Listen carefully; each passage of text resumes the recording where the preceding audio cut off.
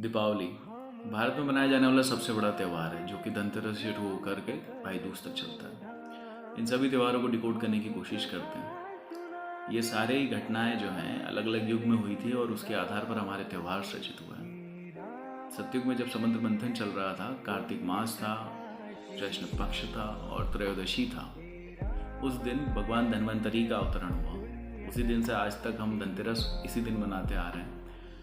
भगवान धन्वंतरी जो है वह आरोग्य के देवता हैं। उन्हें आयुर्वेद के देवता के रूप में भी जाना जाता है। इनकी जो पूजा की जाती है उसका कारण यह है कि हम अच्छे स्वास्थ्य को प्राप्त करें। अगले दिन जो है नरक चतुर्दशी मनाई जाती है, जिसे काली चौदस या रूप चौदस भी कहा जाता है। कहते हैं कि एक नरकासुर नामक एक राक्षस हुआ करता था जिसने कई सारी कन्याओं का अपहरण किया था। इसी दिन भगवान कृष्ण ने उसका वध कर 16,000 कन्याओं को आज़ाद कराया था। तब से हम ये नरक चतुर्दशी मनाते हैं। इसे रूप चौदस भी इसलिए कहा जाता है क्योंकि इसी दिन भगवान ने सभी 16,000 कन्याओं से सांकेतिक विवाह भी किया था, जिसका कारण यह था कि उन कन्याओं के द्वारा कहा गया रहा था कि जब नरकासुर ने हमारा अपहरण कर लिया तो अब हमसे शादी कौन करेगा।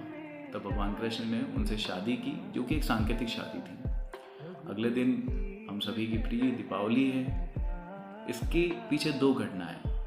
सतयुग में जब समुद्र मंथन चल रहा था तब इसी दिन कार्तिक मास, कृष्ण पक्ष और अमावस का दिन था। तब माता लक्ष्मी जो है अवतरित हुई थी समुद्र मंथन से, और इसी दिन उनका विवाह जो है भगवान विष्णु से हुआ था। त्रेता युग में भगवान राम रावण वध करके अयोध्या वापस लौटे थे और उस दिन अमावस्या थी, पूरी अंधकार था और अयोध्यावासी नहीं चाहते थे कि ये रात अंधकार में जाए, इसलिए उन्होंने दीपों से और कई जगमगाती हुई रोशनियों से भगवान श्री राम का स्वागत किया था और इस दिन दीपावली मनाए जाने का प्रावधान हुआ। अगले दिन जो है गोवर्धन पूजा की जाती है। भगवान कृष्ण ने सभी गांव वालों से पर्वत और गायों की पूजा करने के लिए कहा था। देवता इंद्र इससे बड़े क्रुद्ध हुए। उन्होंने लगातार कई दिनों तक वर्षा की और बाढ़ जैसी स्थिति का निर्माण किया, लेकिन वहाँ पे भगवान कृष्ण थे।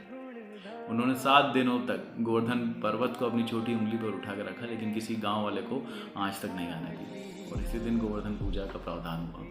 अगले दिन आता है भाई दूज। इस दिन दो कहानी प्रचलित है। नरकासुर का वध कर भगवान कृष्ण अपनी बहन सुभद्रा के घर गए थे और इसी दिन यमराज जो हैं, जो कि सूर्य के पुत्र हैं और उनकी बहन है यमुना। यमराज जो है बड़े क्रूर एवं दंडाधिपति हैं और यमुना जो है वो सहज सरल स्वभाव की है। इस दिन यमराज जो हैं वह अपनी बहन यमुना के घर जाते हैं और इसी उपलक्ष्य में वह कई सारे बंदियों को रिहा भी कर देते हैं। तो इस दिन भाई दूज का प्रावधान है।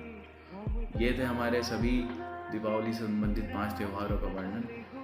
उम्मीद है आप सबको पसंद आया।